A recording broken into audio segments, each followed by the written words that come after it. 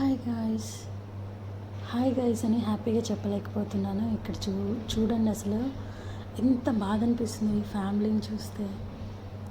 అసలు ఈ సంఘటన రీసెంట్గా జరిగింది సండే రోజు ఆఫ్టర్నూన్ టైంలో.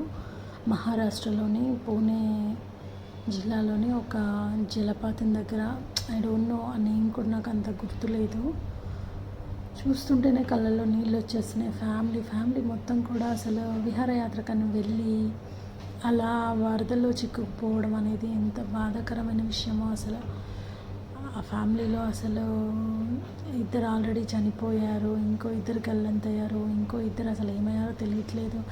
ఇలా ఫ్యామిలీ మొత్తం కూడా చూడండి. అసలు మళ్ళీ అక్కడ వాళ్ళు చేసిన మెయిన్ మిస్టేక్ ఏంటంటే, అందరూ చూడండి ఎలా గట్టిగా ఒకరినొకరు హత్తుకొని ఆ చేతులు పట్టుకొని ఉన్నారు. దానివల్ల ఏం జరిగిందంటే, ఒక్కరు జారి పడగానే మిగతా అందరూ కూడా అలా వెళ్ళిపోయారు. అసలు అక్కడ మళ్ళీ లేడీస్ అయినా ఉంటుంటే కనీసం ఏదో రకంగా వాళ్ళ శారీస్, చున్నీస్ ఏదో ఒకటి అలా వేసి హెల్ప్ చేయడానికి ఒక స్కోప్ ఉంటుండే.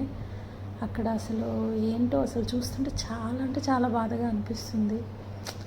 ఎవరైనా నిజంగా అలా టూర్కి వెళ్తే చాలా జాగ్రత్తగా ఉండండి. మెయిన్లీ వాటర్ ఫాల్స్ దగ్గరికి వెళ్తే చాలా కేర్ఫుల్గా ఉండండి. వాళ్ళు అక్కడికి వెళ్ళినప్పుడు మిగతా అందరూ కూడా వాటర్ స్టార్ట్ అవ్వగానే బయటకు వచ్చేసారు. వాళ్ళు మాత్రం ఫొటోస్ దిగుతా అని కొంచెం అలా డిలే చేసేసరికి వాటర్ ఫ్లో ఎక్కువ అయిపోయింది. చూడండి, ఆ చేతిలో ఒక ఆమె చేతిలో అయితే చంటి పిల్లోడో బాబు అసలు చూస్తుంటే నిజంగా అసలు ఇది జరిగినప్పటి నుంచి, నాకు చూసినప్పటి నుంచి ఎంత బాధగా అనిపిస్తుందో చెప్పలేను. అసలు ఇలాంటి సంఘటన మళ్ళీ ఇంకొకటి జరగకూడదని మనస్ఫూర్తిగా దేవుణ్ణి కోరుకుంటున్నాను. ఈ జరిగిపోయిన సిచ్యువేషన్కి అయితే నేనేం చేయలేను, మనం ఎవరం కూడా ఏం చేయలేము.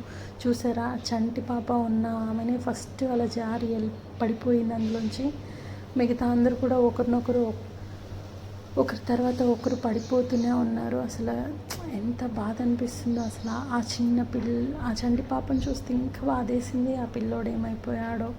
వీళ్ళందరూ కూడా ఇంకా మిగతా వాళ్ళందరూ చాలా చిన్న పిల్లలు ఉన్నారు.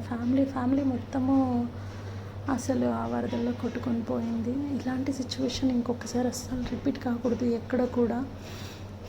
సో దేవుణ్ణి అదొక్కటే కోరుకోగలను నేను.